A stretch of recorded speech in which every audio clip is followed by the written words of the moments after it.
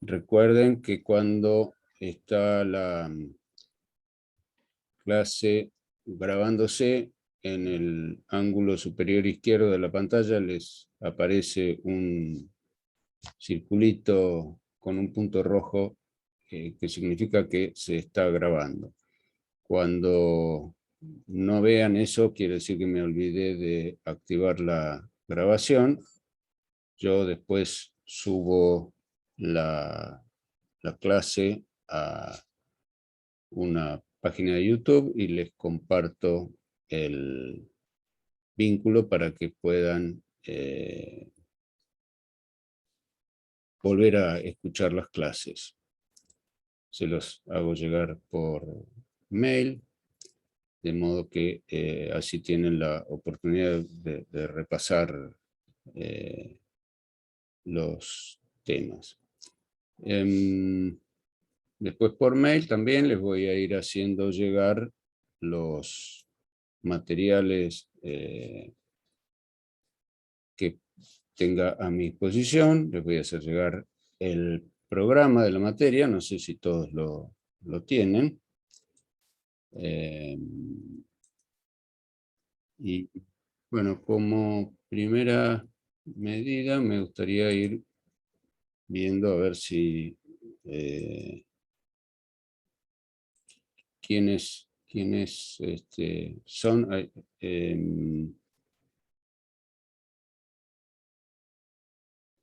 Otra cuestión que les pido, por favor, tengan habilitadas las cámaras de video, así podemos interactuar, porque de otra manera es tedioso hablarle a alguien a quien no se le ve la cara, ¿no? Al no tener el contacto visual, uno se pierde de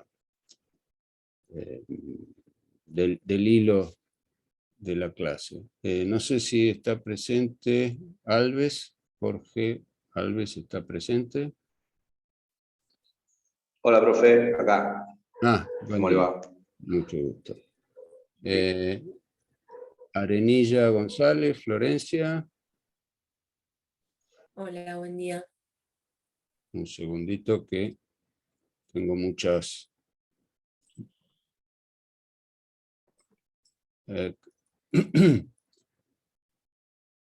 Arenilla González, no sé en cuál, tengo dos pantallas, si me vuelve a hablar así...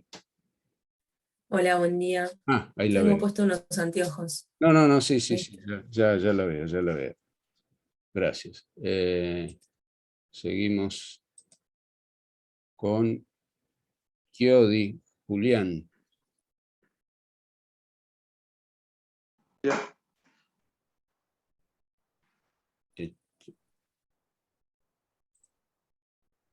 ¿Está presente Chiodi? Sí, profe, acá. Buen día. Un segundo. Si me vuelve a... Si puede volver Acá a... estoy, profe, presente. No lo ubico.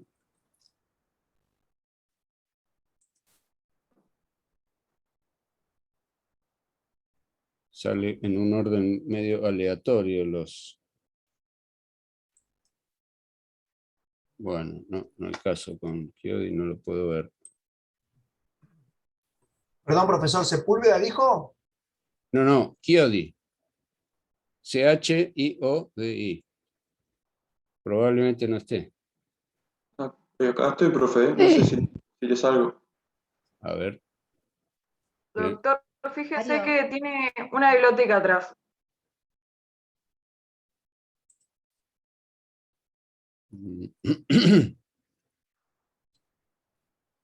No. Nosotros igual podemos verlo, Mario. Bueno. Sigo. Clement. María Mercedes.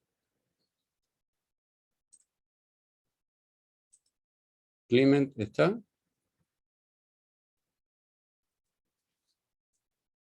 Ah, ahora lo ubiqué aquí hoy, sí. Climen no está. Bueno, seguimos. Coria.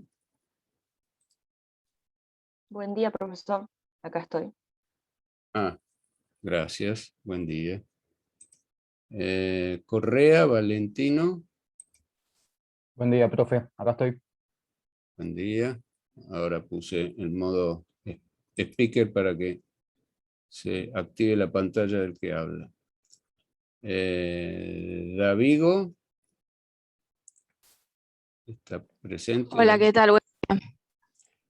Buen Acá día. estoy. Mucho gusto. The Face.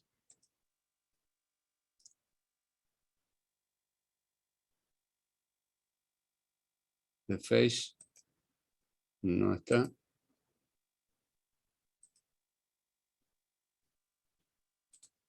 Diplácido. Diplácido está. Tampoco. Díaz, Jazmín. Profesor, acá estoy. A ver si puede repetirlo. ¿Me puede Porque... escuchar? ahora sí la veo. Buen día, ¿qué tal? Buenos días, mucho gusto. González, Noelia. Acá, profesor, buen día. Buen día.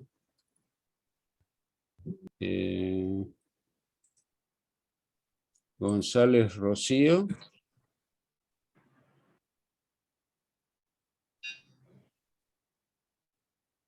González, Rocío. Ahí está. Grijera, Mariana. Acá, buen día, profesor, ¿cómo está? Buen día, mucho gusto. Mucho gusto. Insa Urralde, Julián. Ya, profesor, acá estoy. No me funciona la cámara. Ah, bueno. Irigoyen, Hipólito. Buen día, profesor. Buen día, mucho gusto. Julka Mendoza. Buen día, profe, acá estoy. Mucho gusto, buen día. Igualmente. Clúster.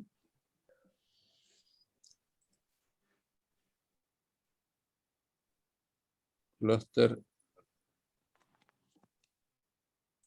No está.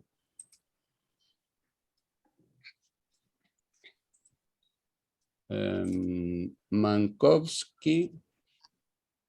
Buen día. Acá. Buen día. Mucho gusto.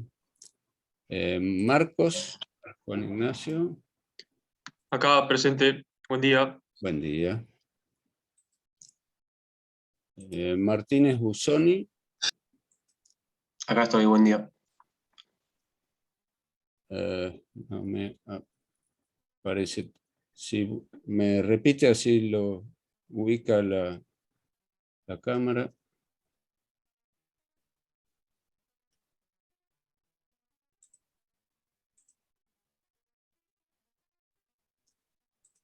Martínez Busoni no está.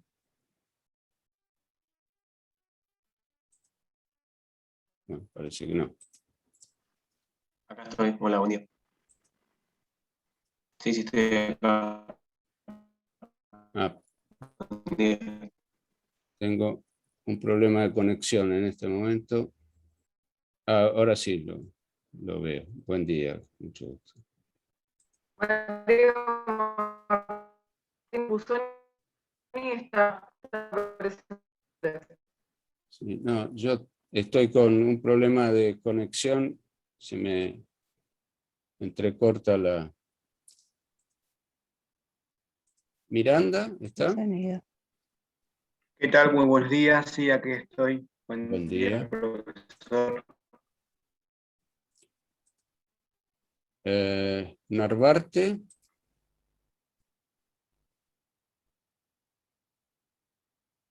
Narvarte no está.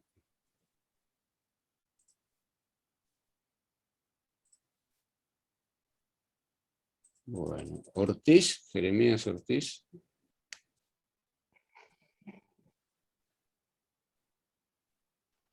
Acá estoy, profe, buen día. Buenos días. Mucho gusto. Paredes, Diana. Presente, profesor, buen día. Buen día. Pavón, Ana.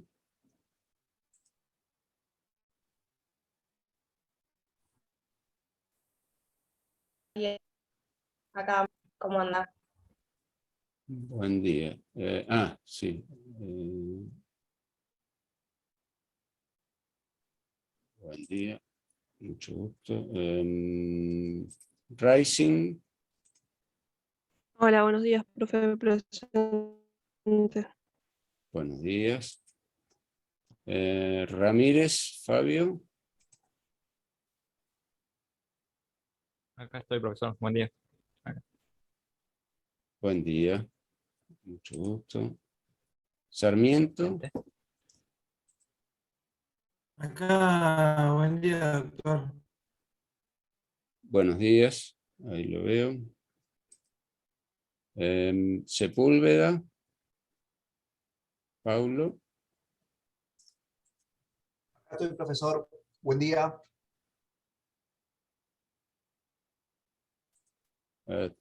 Ahí sí lo veo. Buenos días. Suárez Putiniano. Hola, buenos días. Buenos días. Subeldía.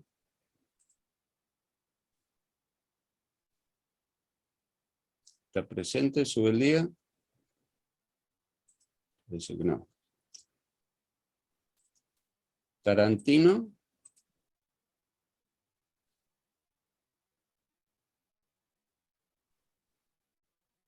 Hola, buen día, profesor. Presente. Buenos días. Ahí lo veo. Torcelio. ¿Cómo está? ¿Cómo está? ¿Torcelio está presente?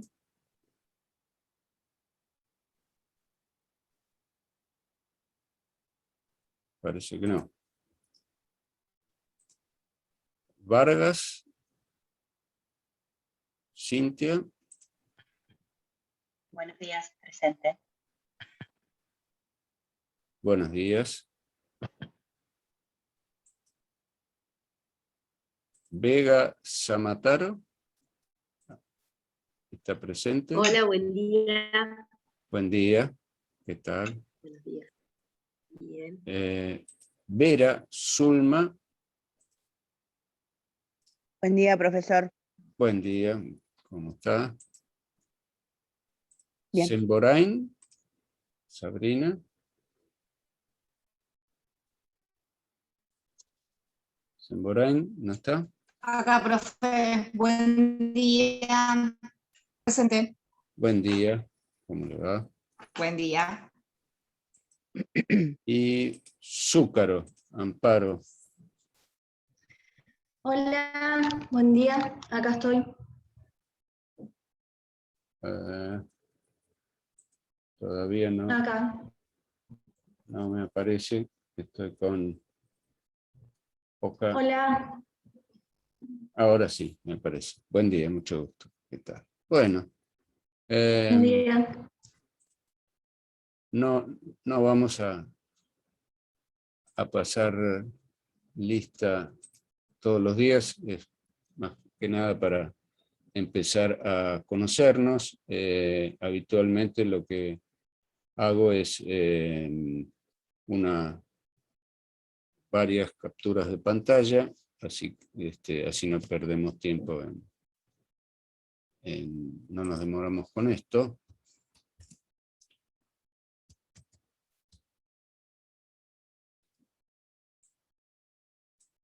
Estoy haciendo una captura en este momento. Me demoro un segundo con esto, discúlpenme.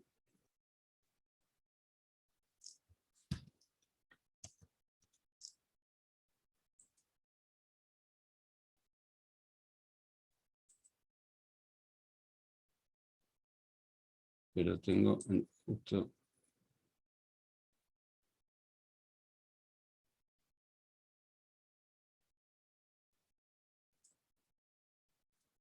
Justo tengo baja calidad de señal.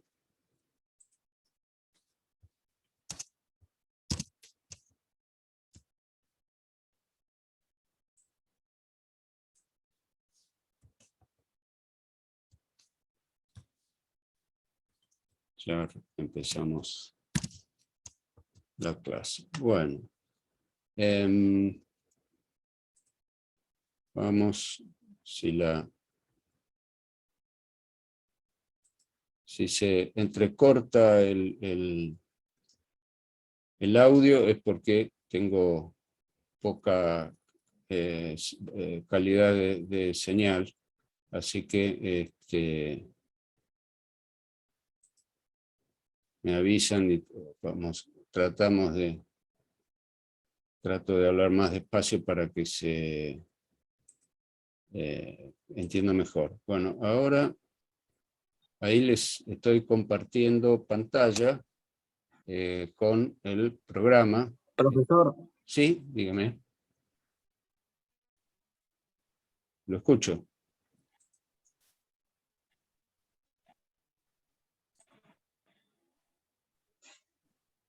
No, le decía que si usted tiene problemas de conectividad, que se entrecorta, si usted en algún momento retira la pantalla suya, su imagen, mejora un poco la calidad Sí. Mejora la calidad de la conexión, un poquito.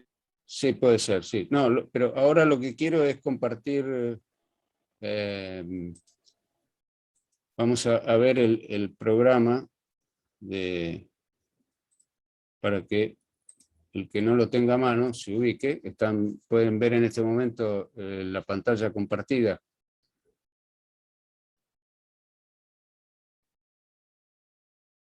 ¿Les aparece la...? No, María. Bueno. Ahora sí. ¿Ahora sí? Ahí sí, pero... Bueno, es porque aparece con mucha demora. Ahora sí se ve. Por la mala conexión. Bueno, el tema con el que vamos a empezar... Sí, ahora sí la veo.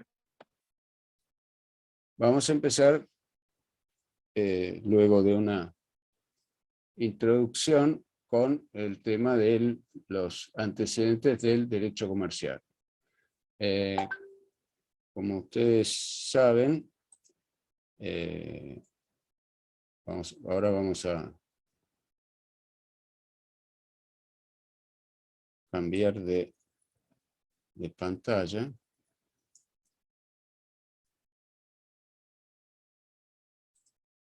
Vamos a utilizar unas diapositivas que nos van a acompañar.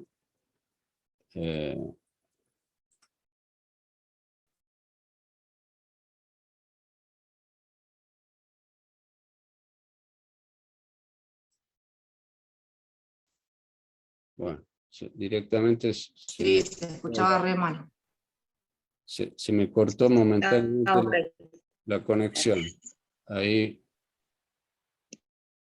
supongo que me deben estar viendo. Yo no puedo ver a nadie, me aparecen todas las pantallas apagadas. Pues, lo vemos y lo escuchamos, pero muy mal, muy entrecortado. Sí, es la conexión es mala. Lamentablemente no tengo solución para esto.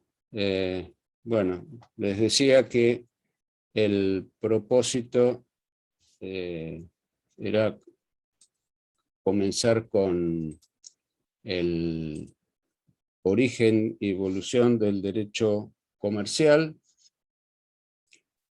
Para eso vamos a partir de fijar algunas ideas centrales yo después en todo caso les mando las diapositivas que van a ilustrar lo que vamos a ver a continuación.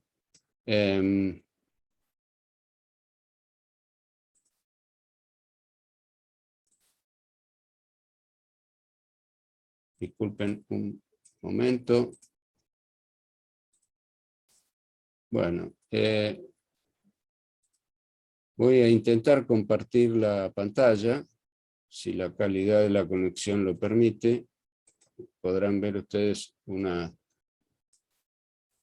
diapositivas.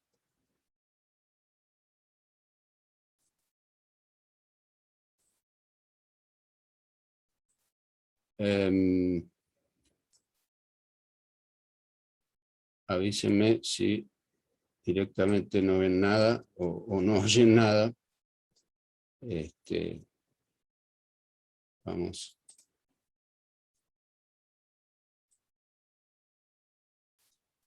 A tratar de ubicar. Bueno. No sé si ahora pueden visualizar la pantalla. Sí, profe, estamos viendo con mucho zoom. Bueno, vamos a ver si podemos arrancar ahora. Vamos a tratar de ubicar la materia del derecho comercial, como ustedes saben, a partir de la unificación de los códigos civiles y comerciales. Se han readecuado los programas de estudio de la facultad y la materia que antes se llamaba derecho comercial, ahora se llama derecho privado .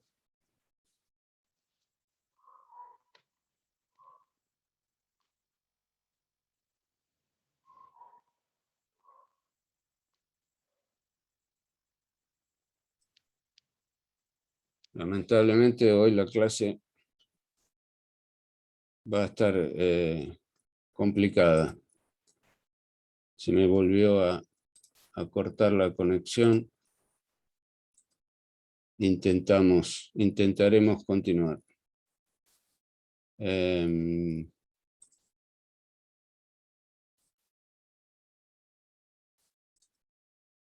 Vamos a... En fin, esto está más allá de nuestras posibilidades. Ya la conexión no es algo que pueda manejar yo. Les decíamos que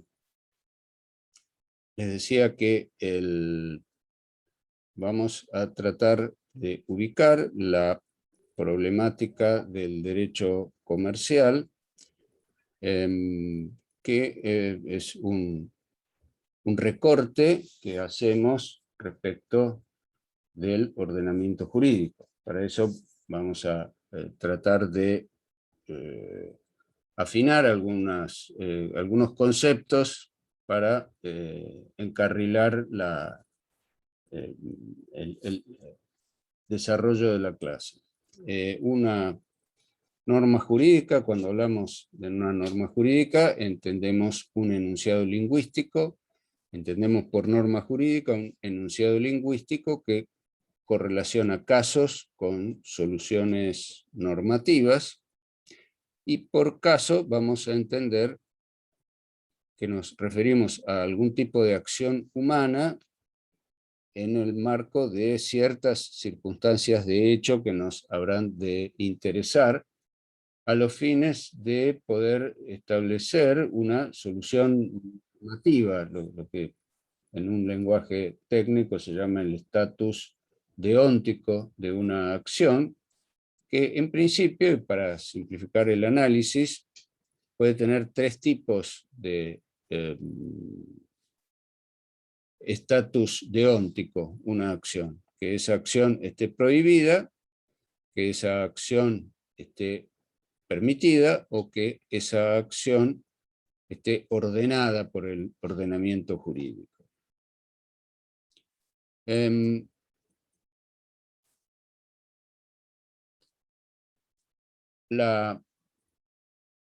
conjunto de reglas que utilizamos para determinar si una acción está permitida, está prohibida o está ordenada, prescripta por el ordenamiento jurídico, es en buena medida el trabajo de la doctrina.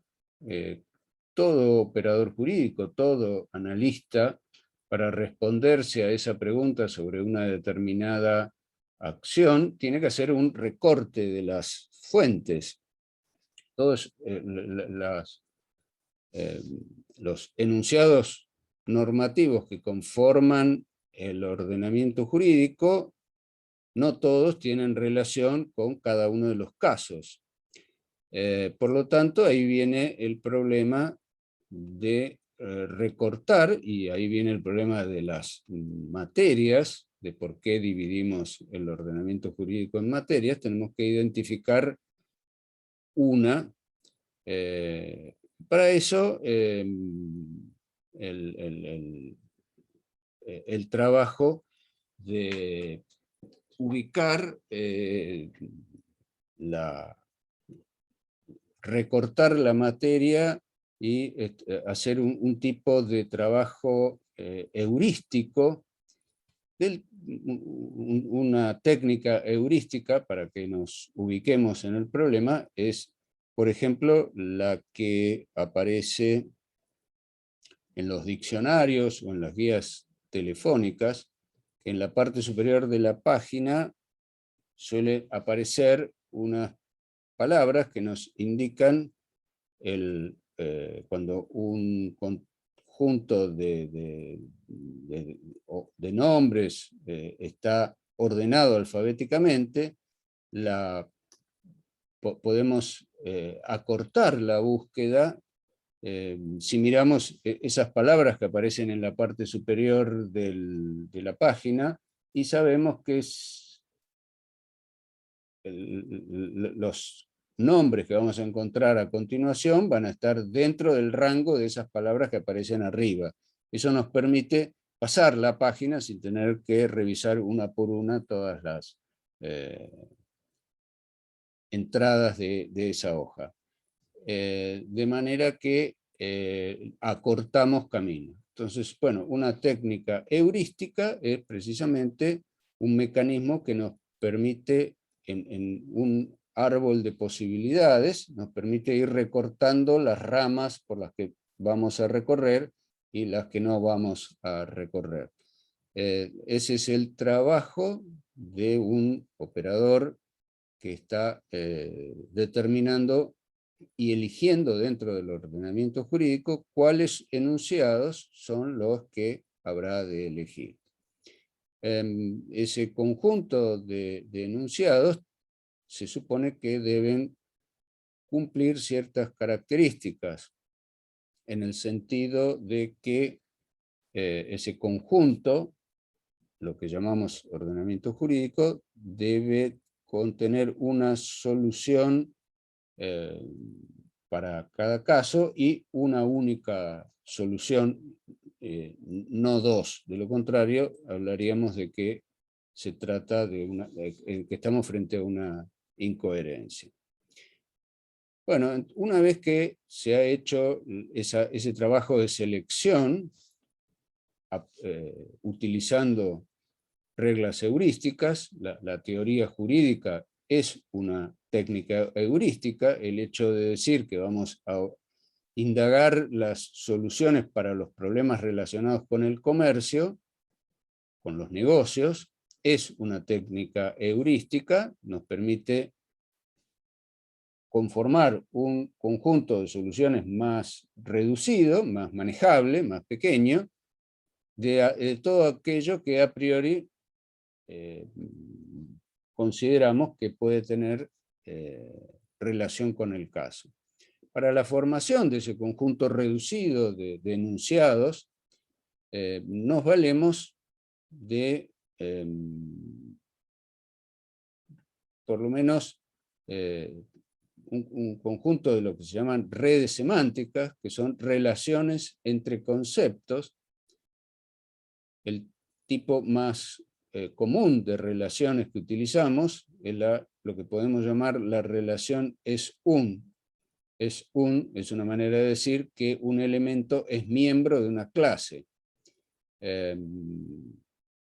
Esto es algo que, con lo que ustedes habrán de haberse ya familiarizado en el estudio de otras materias codificadas, cuando se encuentran, por ejemplo, que el ordenamiento jurídico define al término contrato como un elemento de una categoría de orden superior, la categoría acto jurídico.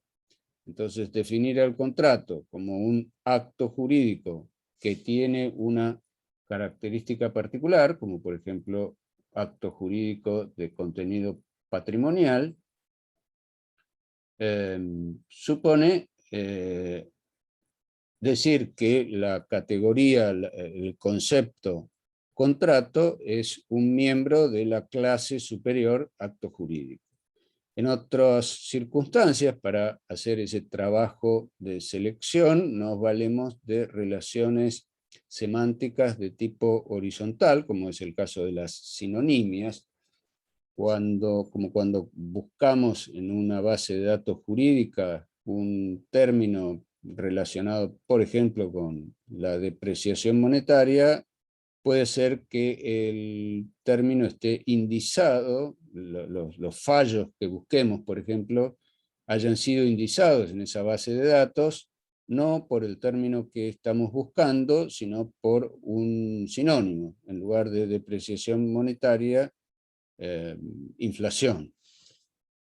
En otros casos, vamos a la técnica heurística para conformar esa base de datos simplificada, habrá de valerse de otro tipo de relaciones entre los conceptos, como pueden ser a veces relaciones que hallamos en virtud de determinadas experiencias prácticas, de modo tal que ya sepamos de antemano que cierta problemática tiene vinculación con aquella otra, y entonces también vamos a apartar dentro de ese trabajo de selección enunciados que vamos a considerar que puedan ser de ayuda para resolver el caso. Esta tarea de encontrar cuál es la regla que soluciona el caso puede plantearnos distintos tipos de dificultades.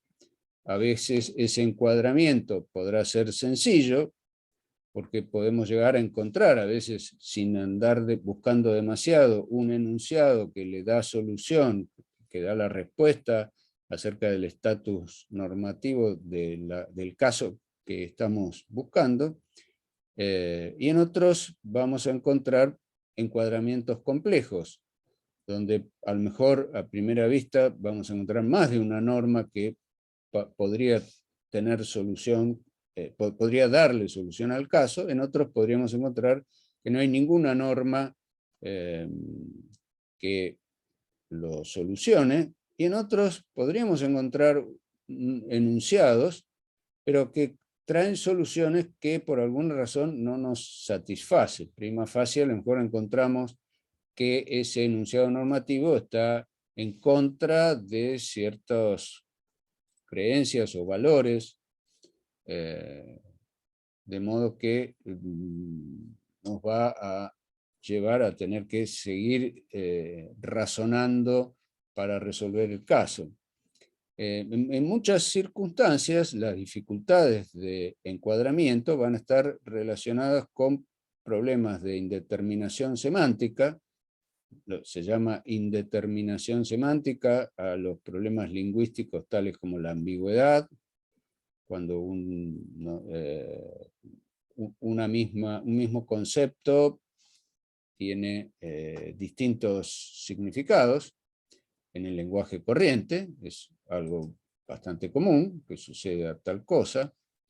A veces el problema para hacer ese encuadramiento puede tener que ver con la vaguedad de los conceptos. El enunciado lingüístico utiliza palabras cuyos límites, cuyos bordes son confusos. Y otro problema de orden semántico es lo que se llama la textura abierta del lenguaje, habida cuenta de que las palabras se definen en términos de otras palabras.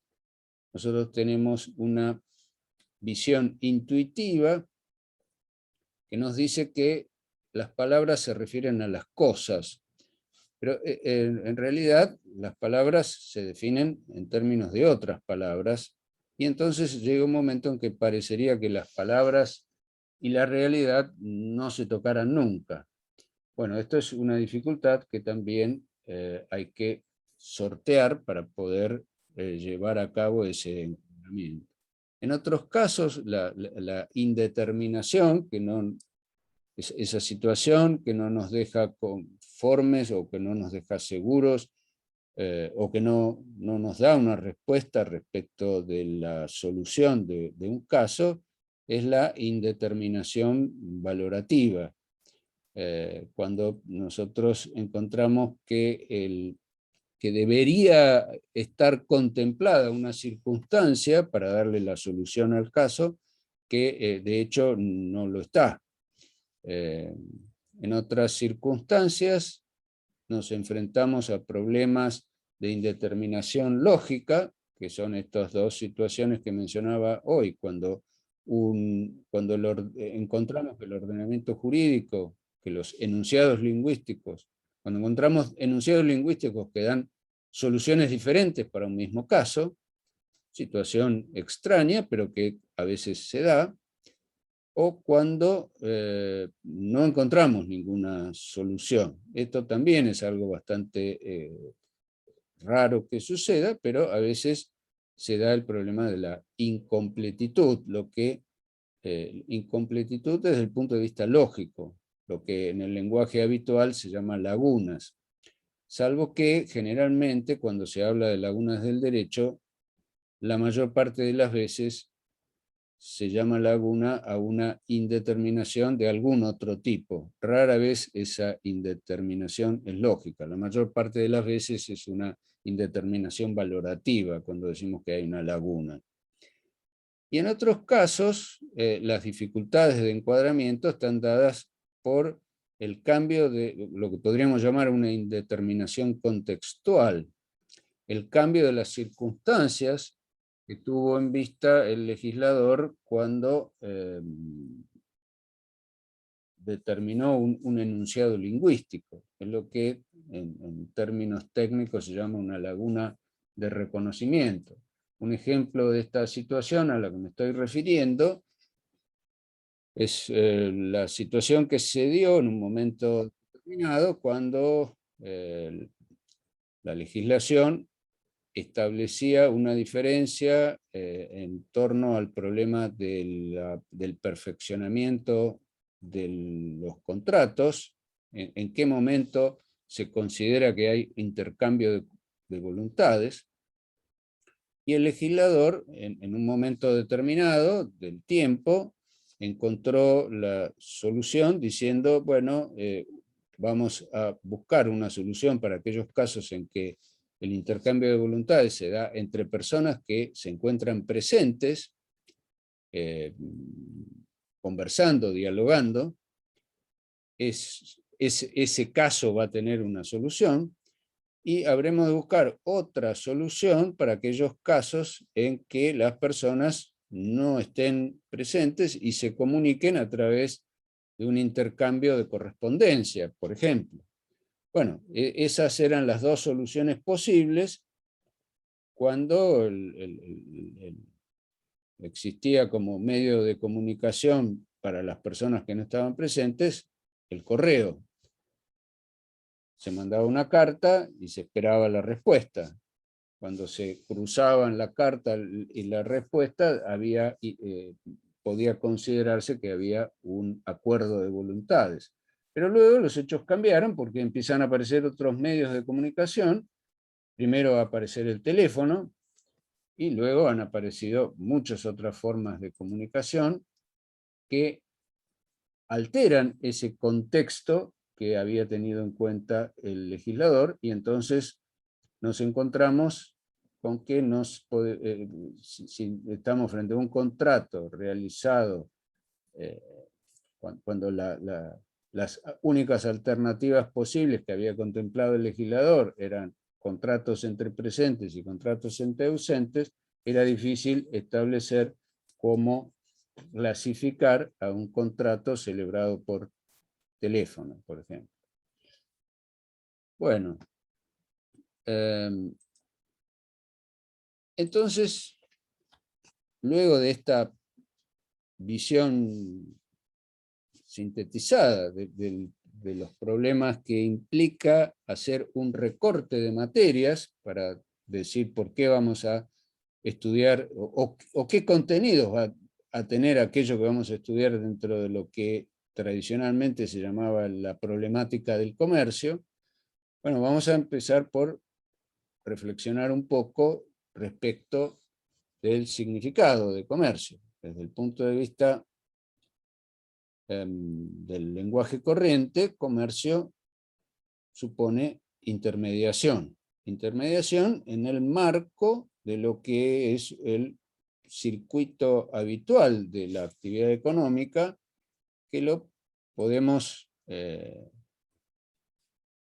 segmentar en tres fases. Una fase de producción, una fase de circulación de los bienes, que es el punto en que vamos a encontrar propiamente la actividad comercial, y por último la actividad del consumo. Entonces, tendríamos que desde este punto de vista, el derecho comercial sería aquel que se ocupa de ese conjunto de enunciados normativos que se ocupa de los problemas relativos a la intermediación. Vamos a ver que esto en la práctica ha ido más allá. Dentro de ese recorte de materias, la tradición ha ido englobando algunas cosas por exceso y por defecto de este significado corriente de la palabra comercio. Todos sabemos que los lenguajes en definitiva la adaptación, la utilización de una expresión va a tener en cada contexto alcances diferentes. Pero vamos a partir entonces de tratar de ver a lo largo del tiempo qué es lo que ha sido incorporado dentro de lo que podemos llamar o se ha dado a llamar la materia comercial.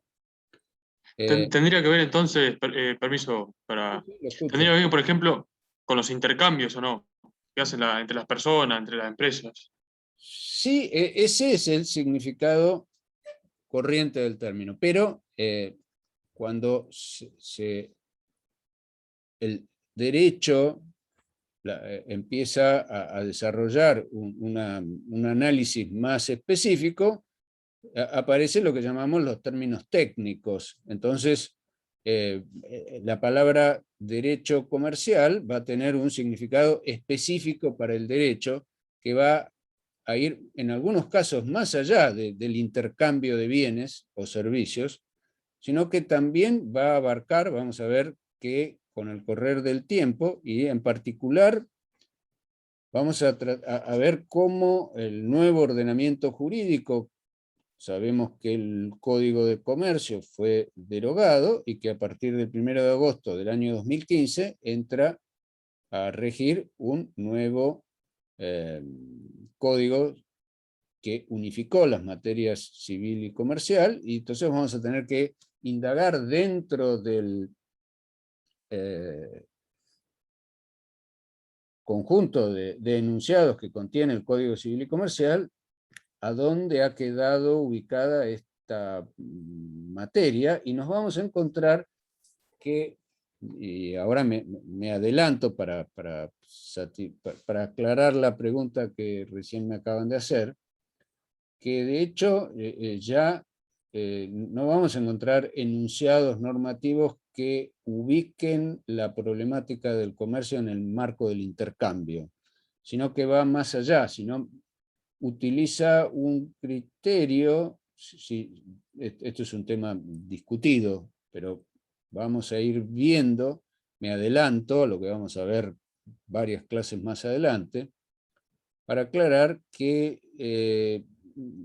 lo que podemos encontrar como criterio diferenciador para ubicar esta materia no está enfocado en el intercambio, sino está enfocado más bien en la forma de organización de los sujetos. Cuando un sujeto se organiza para realizar una actividad en forma habitual, orientada a la producción de bienes y servicios, lo que tradicionalmente se llama una actividad empresaria, vamos a encontrar que el eje podríamos ubicarlo en esta otra forma de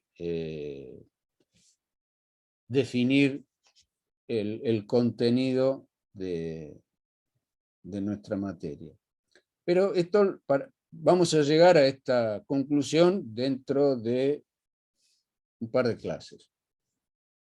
Primero vamos a tratar de seguir en la cultura occidental cómo se ha ido conformando la regulación del mundo de los negocios, para usar una expresión no con una pretensión técnica, sino en un sentido de su expresión corriente,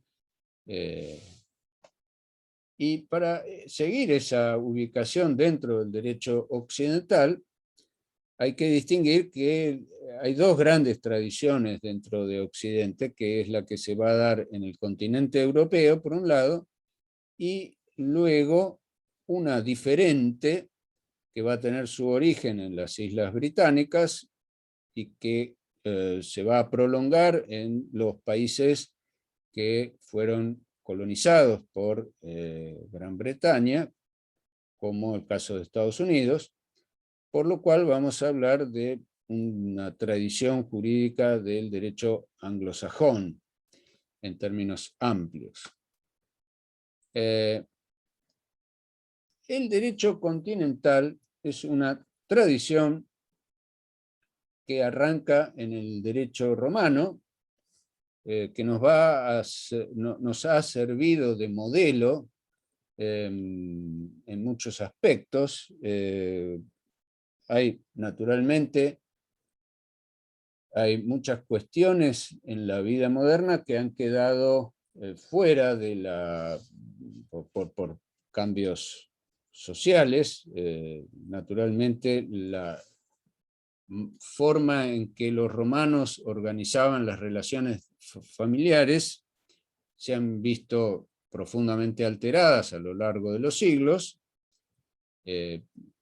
fundamentalmente la influencia del cristianismo modificó significativamente los temas relacionados con las relaciones de familia, por ejemplo, pero la forma en que los romanos regularon la problemática de las obligaciones sigue teniendo una presencia notoria en el derecho moderno.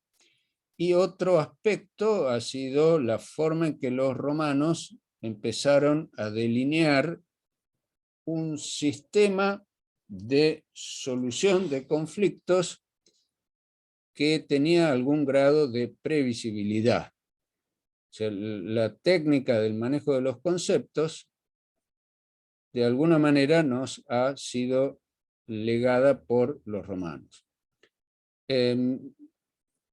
Y cuando hablamos de los romanos, estamos hablando de un periodo que arranca, se sitúa la fundación de Roma en unos 700 años de la era cristiana, y seguimos teniendo presencia del derecho romano hasta la Edad Media prácticamente. En algunos países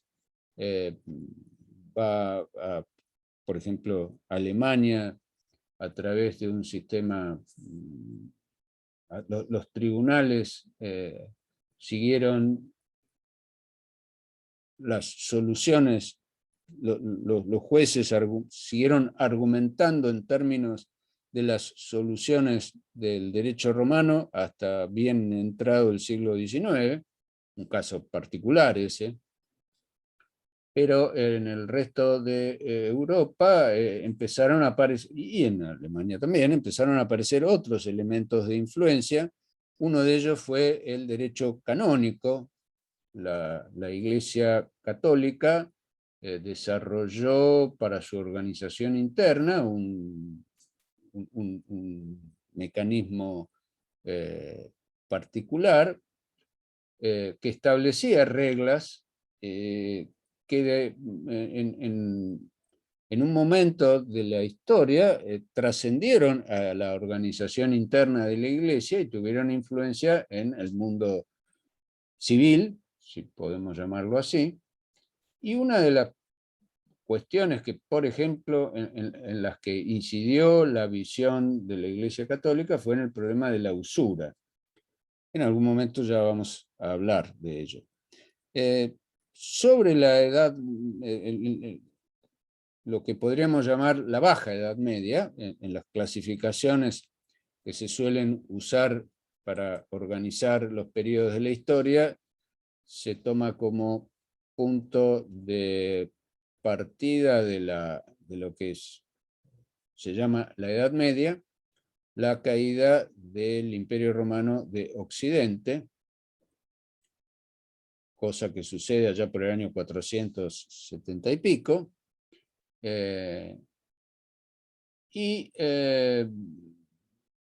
se considera Edad Media el periodo que va hasta el Renacimiento, los descubrimientos el descubrimiento de América, los viajes de colonización de las potencias europeas,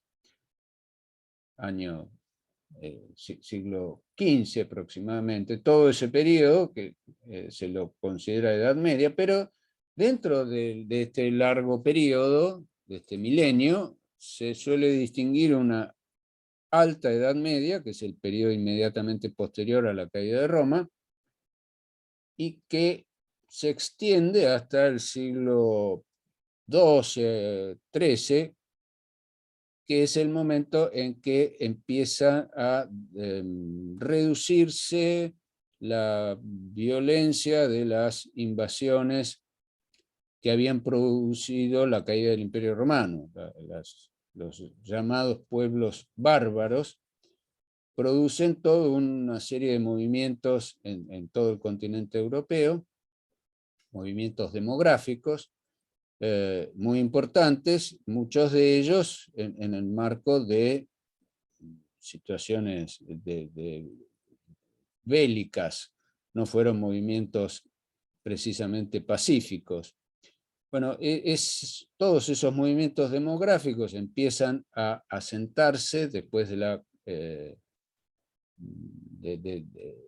esas invasiones que se extienden durante varios siglos, y en torno de los siglos XII, XIII, se produce un reasentamiento de la vida urbana, que naturalmente los periodos, todo ese periodo de pueblos belicosos que van buscando una nueva ubicación, produjo un decaimiento de la vida en las ciudades. La gente se va al campo, vuelve al campo en busca de alimentos, Roma ya deja de ser la fuente para brindar soluciones a grandes masas de población, y todo ese proceso se extiende, decíamos, hasta que cesan estos movimientos migratorios bélicos, y comienza un nuevo renacimiento de la vida urbana, en torno de nuevas instituciones, y en ese marco va a aparecer, vamos a tener dos fuentes de poder político que van a disputarse la primacía en Europa, que va a ser, por un lado, el poder feudal, en cuya estructura, a la cabeza de la estructura jerárquica que conforma el poder feudal, vamos a encontrar un emperador que remeda la idea del Imperio Romano, aun cuando este emperador, desde el punto de vista político, va a tener muchísimo menos poder que los emperadores romanos, pero vamos a tener toda una estructura jerárquica con señores de rango menor que van a constituir uno de los polos de poder político, y en el otro polo vamos a encontrar la figura de los dignatarios de la Iglesia Católica, que también van a estar estructurados en una jerarquía con el Papa a la cabeza y obispos en los rangos inferiores. Estos dos poderes políticos van a dejar unos pequeños intersticios en esa trama del poder, que va a ser aprovechada por estas nuevas poblaciones pequeñas, generalmente poblaciones fortificadas en su origen para resolver estos problemas de la inseguridad que, diríamos en términos de las preocupaciones cotidianas nuestras, que generaban estas invasiones. Entonces van a aparecer núcleos urbanos amurallados, que por razones del lenguaje de la época se los va a llamar burgueses, porque esas pequeñas poblaciones amuralladas se llamaban burgos. Entonces los pobladores de estos pequeños núcleos urbanos van a organizarse en términos de lo que podríamos llamar hoy un poder municipal, con un cierto grado de autonomía dentro de ese entramado, ese gran entramado de poder que conformaban el orden feudal por un lado y el orden religioso por otro. Y para organizar la vida dentro de esas ciudades, estos burgueses se van a organizar en gremios, según las actividades profesionales.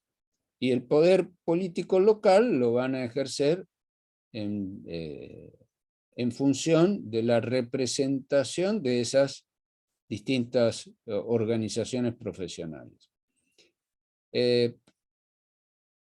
Una de esas organizaciones, de esas guildas o de esos gremios, va a ser la de los comerciantes, que van a establecer para su funcionamiento estatutos, el estatuto del gremio de los comerciantes, que van a establecer reglas que, si quisiéramos efectuar un paralelo con la forma habitual, con la forma actual, perdón, corrijo lo de habitual, quise decir la forma actual de ver las cosas, diríamos que esos estatutos de las ciudades de los burgos, los estatutos del gremio de los comerciantes, lo que establecían eran reglas más bien procesales respecto de cómo resolver sus disputas entre los comerciantes. Porque los conflictos de otro orden estaban regidos por lo que podríamos llamar el derecho común, que tuvo su historia, lo que fue la continuación del derecho romano, podemos llamar, a lo largo de la Edad Media, constituyó esto que podemos llamar el derecho, lo que después va a ser llamado el derecho civil. Primero a través de costumbres y ya llegando el siglo XIX a través de una codificación separada. Estas instituciones locales referidas al comercio establecían entonces tribunales comerciales separados de los tribunales que organizaba y administraba el señor feudal, pero no contenía reglas de fondo en el sentido moderno que diríamos hoy. Establecían un marco de procesal, fundamentalmente, pero los tribunales resolvían los conflictos según criterios de costumbre. La noción del derecho en ese momento no pasaba por la idea moderna de enunciado normativo escrito, sino que esas reglas se consideraban que estaban vigentes de tiempo inmemorial y que eran el criterio de solución que correspondía a esos casos sobre esta base de la tradición. De esto no tenemos fuentes escritas porque precisamente la noción de ley no pasaba por la noción de texto escrito. Y este va a constituir entonces otro hito en la evolución del derecho continental actual, el derecho europeo continental, que se va a sumar como una capa más a esa primitiva del derecho romano, a la influencia posterior que tuvo el derecho canónico, y las costumbres comerciales van a constituir una tercera capa en la formación de esta tradición del derecho continental europeo. El paso siguiente lo vamos a ver ya en la Edad Moderna. Vamos a ver que se va a producir un aumento del poder, del poder político de ciertos señores feudales, aquellos señores feudales que van a ir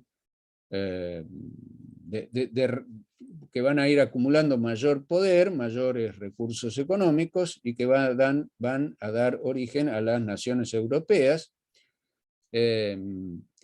Y un par de siglos después vamos a ver aparecer en el marco del proceso conocido como el iluminismo, vamos a empezar a ver una nueva teoría de las fuentes del derecho que se van a materializar a partir de la Revolución Francesa y que van a dar origen al proceso de codificación. Y ahí van a aparecer los códigos, por un lado, el Código Civil, que recoge la tradición del derecho común, del derecho romano, y por todos sus pasos a través de la Edad Media, por un lado, y va a aparecer un nuevo código separado para el derecho comercial. Y por último, en la formación de esta corriente del derecho continental europeo, el derecho tal como se practicó en Europa continental, va a tener un papel muy importante lo que se puede llamar la doctrina conceptualista, que tiene su origen en los autores que se encargaron ya en la segunda parte del siglo XIX, cuando los principados germanos empiezan a unificarse políticamente para formar lo que modernamente es Alemania. Toda esa disgregación de pequeños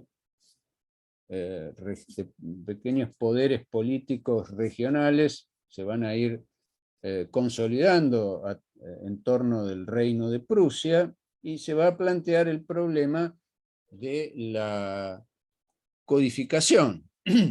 Ya a principios del siglo XIX, el gran modelo codificador, no el primero, pero sí el que más difusión tuvo en Europa a partir de las campañas militares de Napoleón Bonaparte, fue el Código francés, el Código Civil francés, que a su vez recoge esto que decíamos acerca de la doctrina de las fuentes del derecho, que vamos a ver cuál fue su papel.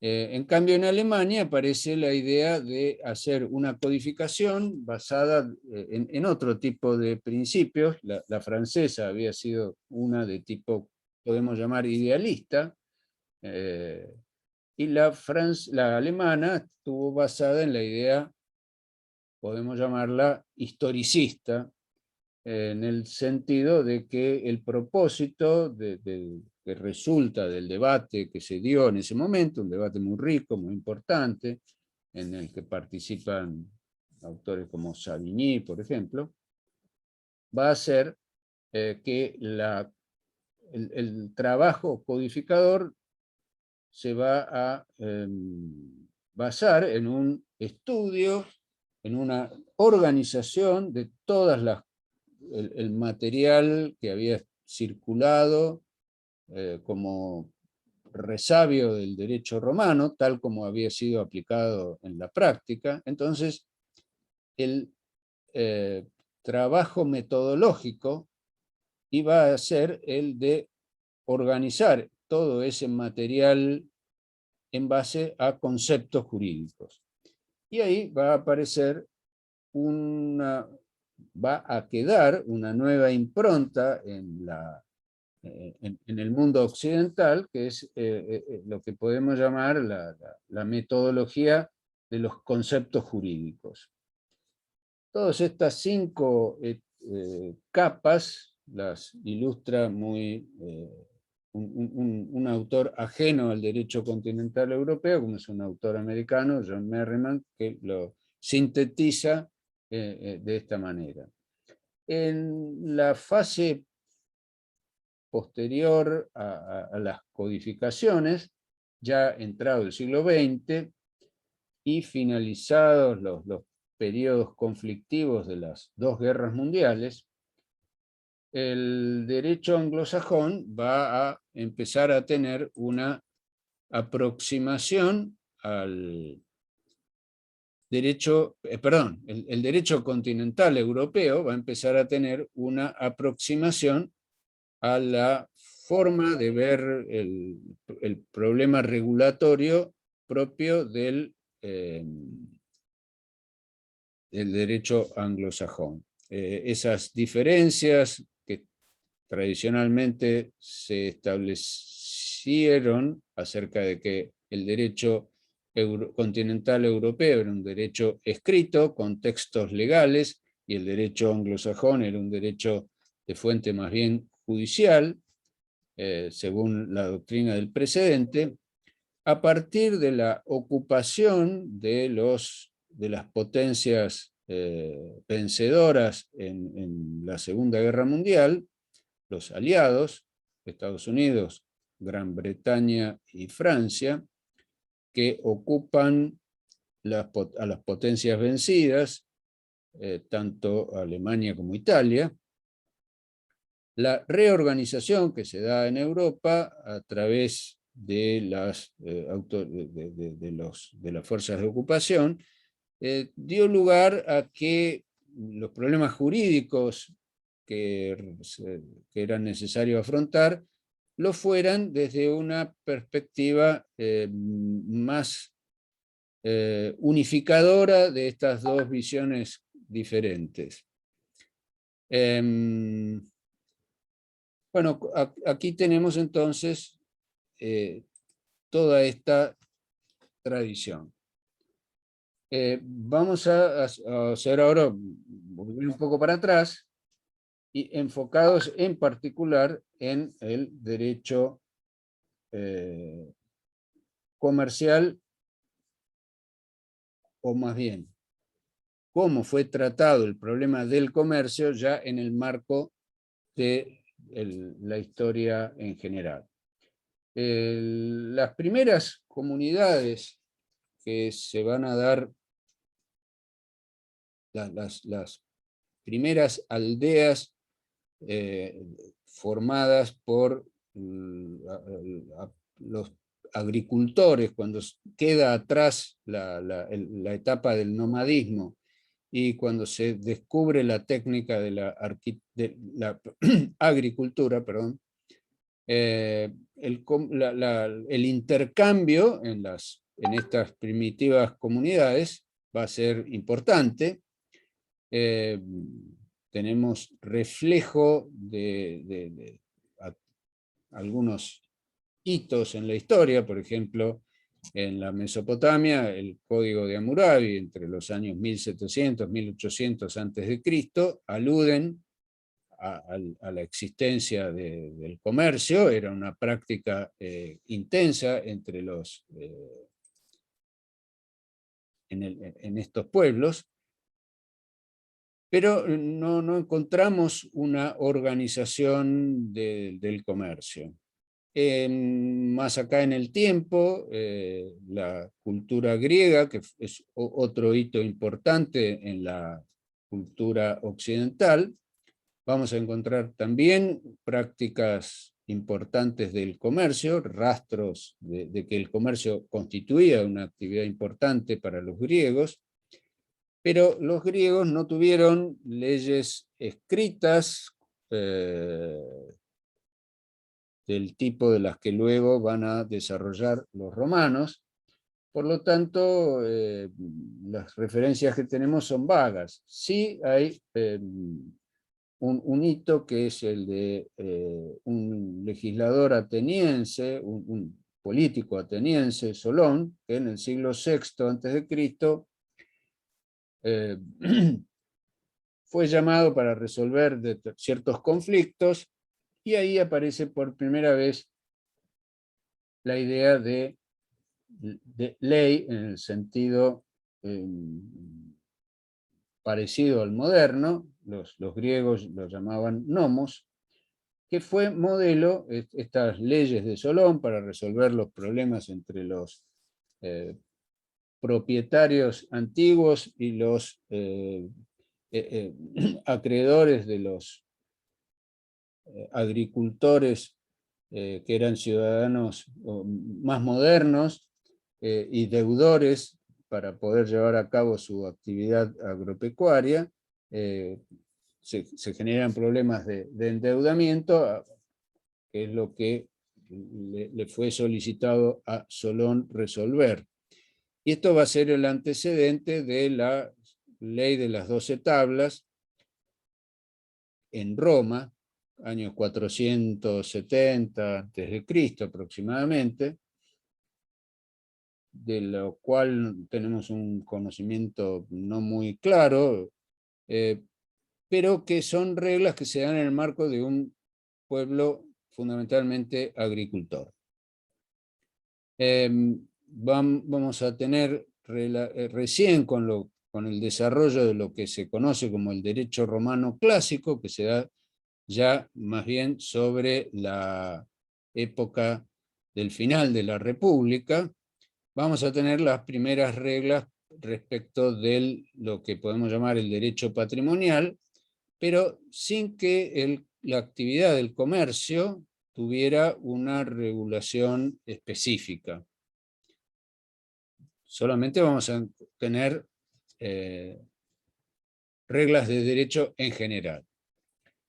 Y en lo que se refiere a la forma en que se va a ir estructurando el pensamiento de la regulación de conductas, podemos hacer una referencia que arranca con la visión de que en todos los tiempos hubo nociones acerca de que no todo estaba, no cualquier actividad estaba permitida, la vida social exigía ciertas restricciones, y esas restricciones estuvieron siempre asociadas en las comunidades más antiguas a ciertas a ideas que que hoy llamaríamos vinculadas a la religión. O sea, que había prohibiciones vinculadas a tabúes, a creencias de tipo animista, mágicas, etc. Cuando se desarrollan las primeras civilizaciones en torno que son las que surgen en torno al Mediterráneo, la visión de los agricultores, que para poder dominar esta técnica tuvieron que entender los ciclos de la naturaleza, y esos ciclos estaban relacionados con la observación de los astros, con ciertas recurrencias cíclicas, desarrollaron la idea de que había un orden cósmico que regulaba tanto la vida en ese mundo superior como en el mundo humano. Empezaron a ver las cosas como que la vida en la Tierra reproducía un orden que podríamos llamar celeste. Y en ese marco se van a desarrollar instituciones, sociedades con diferenciaciones sociales, una clase sacerdotal, poseedora del poder político, donde la religión y el derecho van a estar íntimamente asociados. Esto es una imagen del Código de Hammurabi, que es un monolito de basalto que se conserva en el Museo del Louvre, donde en caracteres cuneiformes estaban escritas las leyes que un poder divino entregaba al rey, que era el poder terrenal. Y así vamos a llegar a una evolución de la noción de ley entre los primeros pueblos indoeuropeos, que van a tener muchas similitudes entre sí.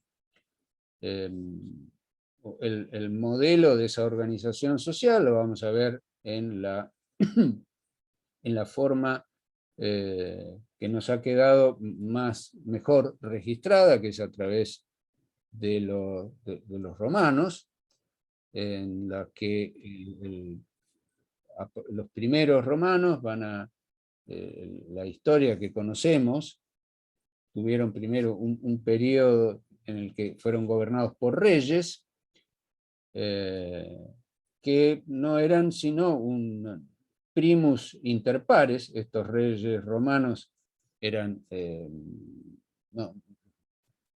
tenían un poder de organización más bien referido a las creencias y a las tradiciones, pero era, decíamos, un primus inter pares porque estaba rodeado de otros padres de familia, y dentro de cada familia el pater desarrollaba un poder muy importante.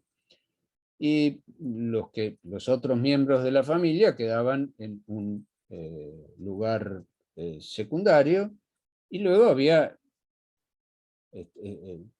habitantes en estas comunidades que no pertenecían a estas familias descendientes de los fundadores y que tenían un rol secundario y dependían de la protección de los primitivos ciudadanos, o de los primitivos, de los descendientes de los primitivos ciudadanos. Y luego los que estaban fuera de esa estructura tradicional. El poder de estos paters fue reduciéndose a lo largo del tiempo a través de lo que podríamos llamar sucesivas revoluciones, que van quitándole poder al pater familia, se va desmembrando esa estructura de familias tan extendidas, de lo que llamaban gens.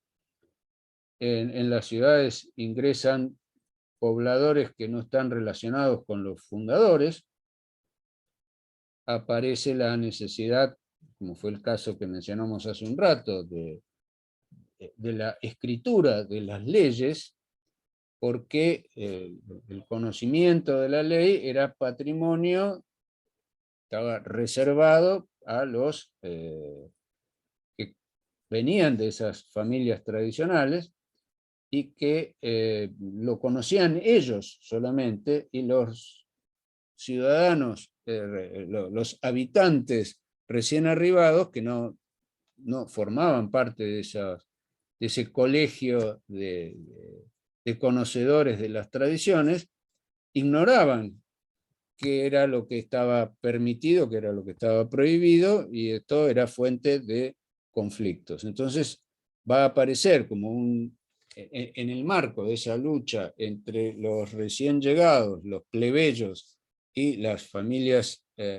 antiguas, va a aparecer la tensión de tener que escribir aquello que se consideraba derecho, como forma de garantizar a quienes no lo conocían una forma para poder saber de antemano a qué atenerse. Bueno, en medio de toda esta progresos en las costumbres, se va a ir produciendo también un desdibujamiento de esta primitiva forma de organización política que fue la polis.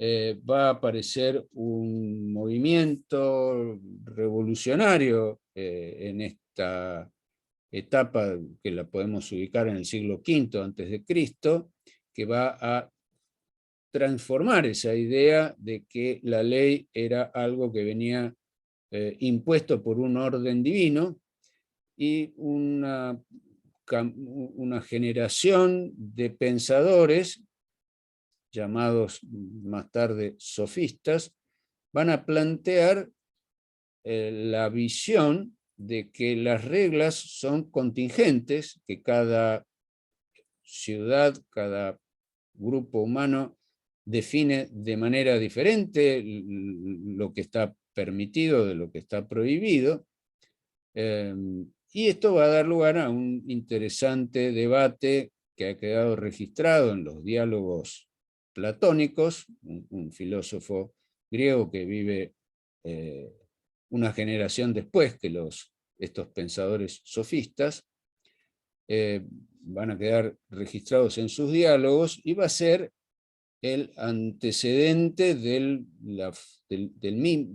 eterno problema de la filosofía del derecho, que hoy sigue vigente, que es la problemática entre el derecho positivo y el derecho natural. Entonces, por primera vez en el momento en que está naciendo la cultura occidental, va a aparecer la idea de que la ley es algo elaborado por el hombre, no por dioses, y que la justicia es algo que se puede determinar racionalmente. Este va a ser el antecedente del paso de una forma de organización política como fue la polis a la época de las cosmópolis, que son los imperios que tuvieron primero un eje en la cultura griega y luego va a ser desplazado a la cultura latina después de la derrota de Marco, perdón, bueno, se me escapa el nombre, el amante de Cleopatra, la batalla de Accio, va a ser... Julio César. No, Julio César fue el segundo amante de Cleopatra. El primero fue se me escapa. Marco Aurelio, ¿puede ser? No, Marco Aurelio es un emperador romano posterior. Algo con Marco, pero bueno. Marco Antonio. Marco Antonio, gracias por eso. Gracias. Bueno, acá viene, en esta imagen tenemos el periodo llamado periodo corporativo del derecho comercial, que ya lo enunciamos cuando hablamos de las distintas capas que conforman la tradición jurídica occidental. A partir de la caída del Imperio Romano tenemos las invasiones bárbaras, el desarrollo de una nueva forma económica de explotación de la tierra, que es el feudalismo, con un esquema de señores y vasallos, en el cual la noción de propiedad de la tierra que habían desarrollado los romanos que hay en desuso, y el sistema feudal de explotación de la tierra supone una suerte de derechos precarios que se tienen sobre la misma, donde el que explota la tierra, que es el vasallo, el siervo de la gleba, en última instancia,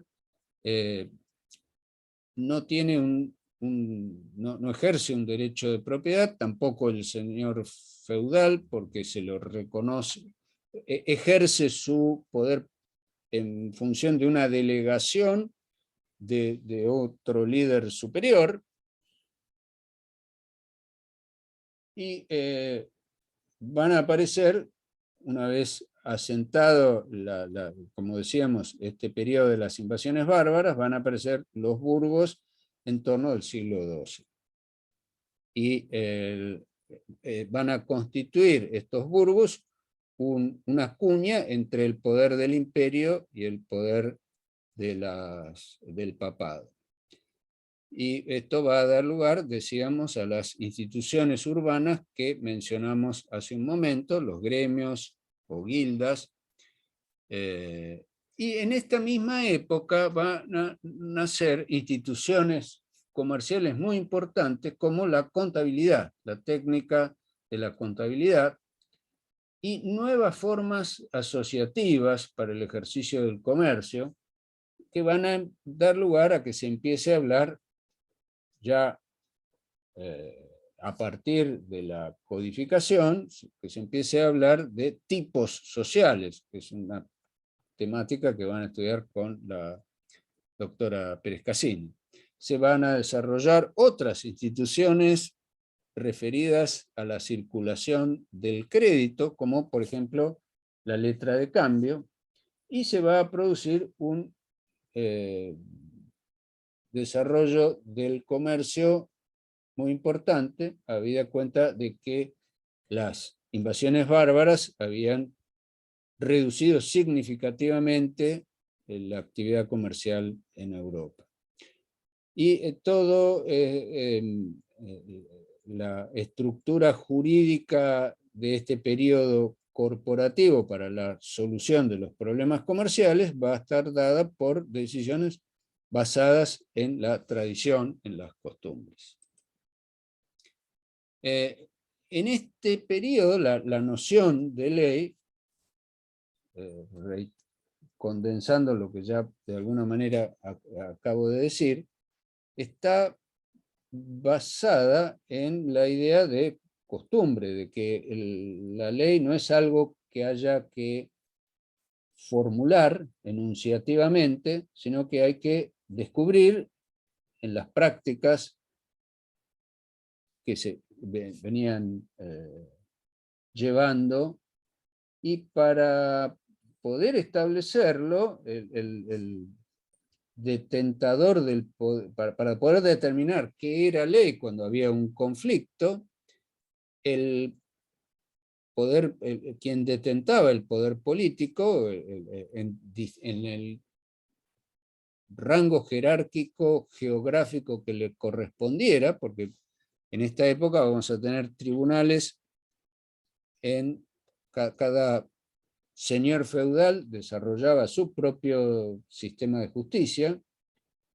y para poder determinar y encontrar la solución adecuada de lo que, dado que no había una enunciación escrita, se rodeaba de notables que conformaban las cortes, que entre otras funciones, estas cortes tenían la función judicial, fuera del sistema que se les va a permitir a los comerciantes desarrollar en sus ámbitos geográficos específicos, aquellos que habitaban en estos islotes de poder que estaban fuera de los dos polos, del polo feudal y del polo eclesiástico.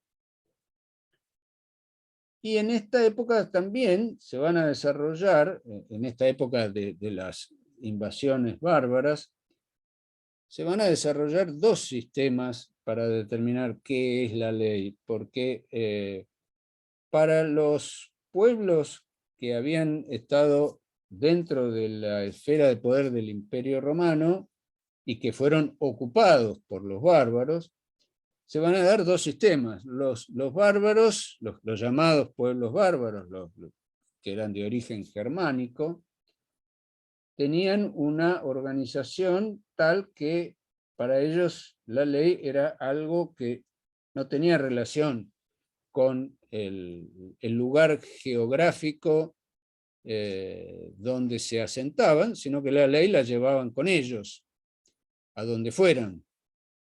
Y en los territorios invadidos seguían aplicando el sistema de los pueblos invadidos, que era de tipo territorial. O sea, los pueblos que habían estado dentro de la influencia del derecho romano se regían por un sistema legal territorial. Bueno, a partir de la Revolución Francesa, la noción de ley va, y como consecuencia del iluminismo, de las doctrinas de Montesquieu sobre la división de poderes, se va a desarrollar una nueva visión del problema de la ley y por ende de la ley comercial también. El marco que antecede a la codificación napoleónica está dado por la aparición de lo que se dio en llamar la Revolución Industrial, que es un fenómeno que va apareciendo gradualmente en Europa, no empieza en todos los países al mismo tiempo, cuando en el siglo XVIII se inventa la máquina de vapor y más o menos para la misma época aparece el telar, que va a modificar significativamente la organización del trabajo. La industria textil, que luego de haber sido una actividad que se desarrollaba en forma doméstica, y lo que hoy llamaríamos el empresario textil, lo que hacía era recoger el trabajo elaborado en las casas, compraba los productos a los artesanos que los elaboraban en sus casas, y la invención del telar va a producir una inversión en esta forma de organización del trabajo, porque el artesano va a ir a trabajar al taller del empresario textil. Y la aparición de la máquina de vapor va a sustituir la energía humana en muchas áreas de trabajo, y esto va a producir grandes cambios sociales. Se va a reemplazar la fuerza física, o sea, estas fuentes de energía agotable van a reemplazar a la fuerza física.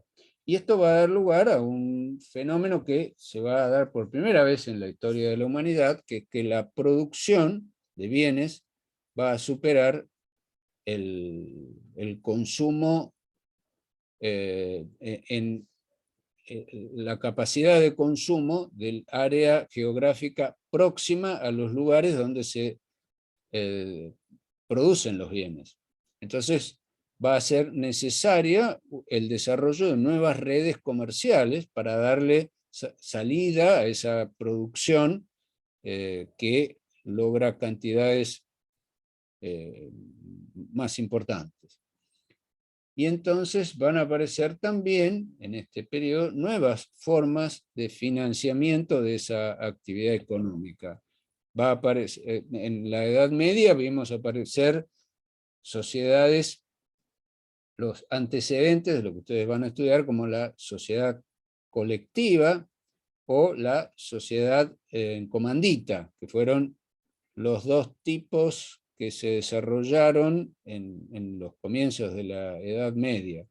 Pero sobre esta época de la expansión del comercio que produce la Revolución Industrial, van a aparecer, por ejemplo, las sociedades anónimas.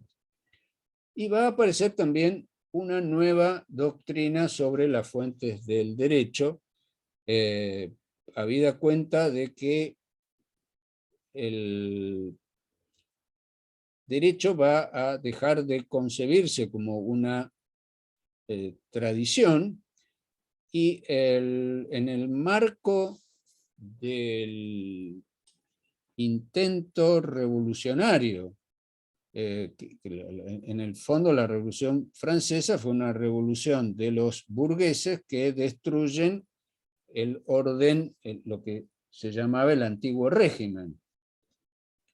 Y el antiguo régimen estaba basado en esa idea tradicional de que el derecho emanaba de una autoridad religiosa. O sea, los monarcas franceses se consideraban tales por derecho divino, y ese derecho divino no estaba escrito en ningún lado. Bueno, el objetivo de la Revolución Francesa fue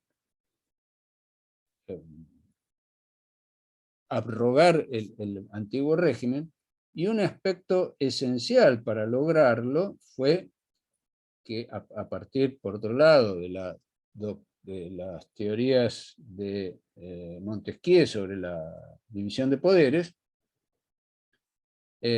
aparece la idea de que el derecho tenía que estar escrito, y escrito por el poder político a quien le correspondía el ejercicio de la facultad legislativa, o sea, la Asamblea en Francia, y vamos a encontrar ahí también la explicación de por qué el Código Civil pone un orden respecto de las fuentes del derecho. Esto que durante toda la Edad Media había sido algo que no se discutía, respecto de que el derecho era una tradición, a partir de esta nueva forma, este cambio radical que se produce en este momento de la historia, va a aparecer la necesidad de identificar las fuentes del derecho. Por eso va a aparecer en lo que era el antiguo artículo 16 del Código de Vélez-Sarsfield, un orden para determinar cómo los jueces debían aplicar la ley, y lo que primero debían aplicar era la ley escrita, y si la ley escrita no era clara, debían buscar una ley análoga, y la costumbre, que era una forma de darle cabida o darle continuidad a lo que se llamaba el antiguo régimen, debía quedar en un lugar relegado. Bueno, esa es entonces el aporte que produce la Revolución Francesa a la visión de la ley, y en cuanto a la codificación, la codificación que va a introducir, que va a promover Napoleón Bonaparte, primero como cónsul en la estructura política heredera de la Revolución Francesa, y luego, a partir de las inestabilidades políticas, se va a hacer coronar emperador, y va a promover un proceso de codificación de la legislación en un nuevo marco intelectual y político. Va a haber un cambio de las estructuras jurídico-políticas de la era agraria, va a aparecer la noción, ya va a quedar bien afirmada esa idea que se fue desarrollando a partir de la edad moderna, posterior al Renacimiento y a los descubrimientos, que es el Estado Nacional Soberano. Fue un proceso que se dio gradualmente en Europa, no todas las naciones se organizaron como estados, sí lo hicieron primero España, Francia e Inglaterra, pero quedaron relegados en ese proceso de unificación otros estados que recién llegaron a hacerlo unificados bien avanzado el siglo XIX, como fue el caso de Italia y de Alemania. Y bueno, también la codificación va a expresar las nuevas teorías políticas de la representación y división de poderes. Con relación al derecho privado, el Código Napoleón va a poner de manifiesto esto que mencionábamos hace un momento. El derecho solo va a poder ser producido explícitamente por el Estado, se va a reemplazar eso que se llamaba el ius comune por derechos nacionales. Cada Estado ya no va a haber una noción única de derecho para toda Europa, sino que cada Estado nacional va a producir el suyo propio, y se va a dar una situación recíproca. Cada Estado a su vez va a tener relaciones con otros Estados que en el ámbito interno serán soberanos. Y en el ámbito en lo que se refiere a las estructuras de poder, a las instituciones en las que se divide el poder político, la determinación de la ley va a ser facultad exclusiva del poder legislativo como representante del pueblo. Y las leyes habrá que encontrarlas, buscarlas en los textos escritos. Las fuentes de la ley serán textos escritos, leyes, decretos administrativos y, en último lugar, la costumbre. Y toda esta codificación va a estar presidida por una idea de que los códigos habrán de ser una manera de validar la incorporación de las soluciones legales, y que además van a constituir un catálogo para la resolución de todos los problemas. La idea de los codificadores que trabajaron para Napoleón era que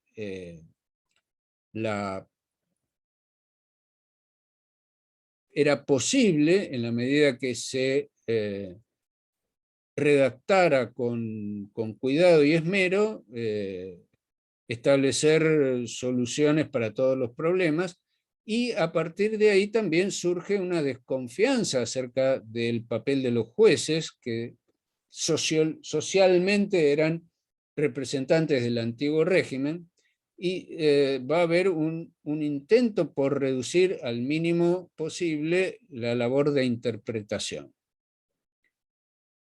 Bueno, estamos ya sobre el final del horario. Tenemos que dejar libre la licencia de Zoom para otro curso. De modo que si hay algo que quieran ampliar, aclarar, tenemos un par de minutos para hacerlo. Cualquiera... Mario, creo que estimo conveniente que si le podés explicar a los alumnos el método de evaluación y el tema de los trabajos prácticos.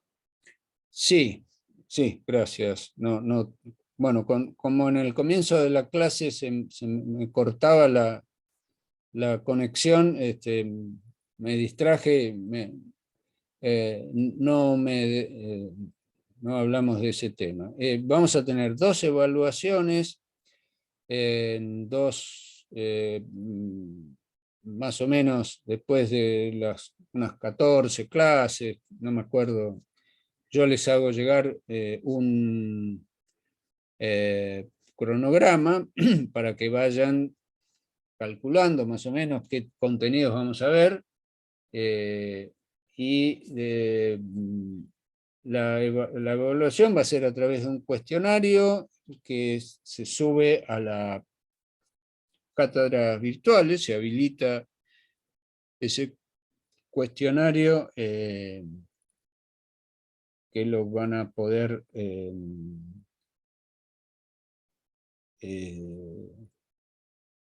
resolver en un periodo de tiempo. Va a haber un recuperatorio en una fecha posterior, en una fecha única para los que por alguna razón no pudieron asistir al primer recuperatorio porque estuvieron enfermos, por lo que fuere, y los que no obtuvieron la calificación mínima van a poder rendir ese recuperatorio. Luego va a haber otro una semana o 10 días antes de la finalización de la cursada. Perdón, profesor. ¿Perdón? Perdón, una pregunta. Cuando refiere a un único recuperatorio, ¿refiere que los 2 parciales se recuperan en un solo? No. Quiero decir que todos los alumnos que no pudieron rendir van a tener que hacer el recuperatorio el mismo día. Pero va a haber un recuperatorio para el primer parcial y un recuperatorio para el segundo parcial. Sí, gracias por la pregunta, porque la forma en que lo expliqué no quedó claro. Tiene razón. ¿Qué otro tema, Brenda? Era que me había... de vuelta mi conexión es inestable. Bueno, no me acuerdo qué era lo que Mario, era sobre los trabajos prácticos. Sí, vamos a hacer, cuando vamos terminando las unidades, yo les voy a pasar una serie de preguntas como ejercitación para ver si ustedes mismos evalúen si comprendieron los temas, si retienen las ideas importantes que hemos tratado de transmitir. Bueno, estamos ya en el horario. ¿Puedo hacer una consulta? Sí, dígame. En cuanto a la bibliografía. Bueno, sí, yo les voy a ir haciendo llegar las indicaciones sobre ese tema. Hay bibliografía que tengo digitalizada, que se las envío, y después están los textos que puedan tener en su poder. Entiendo que todavía la biblioteca de la facultad no está funcionando, así que trato de que ustedes tengan material, no se hagan problema, van a tener material. Bueno, estamos ya pasados de tiempo, así que vamos a dar... Muchas gracias, profe. Gracias a ustedes y nos vemos el miércoles. Muchas gracias. Nos vemos el miércoles. Nos Adiós. vemos. Muchas gracias. Hasta luego. Hasta el miércoles.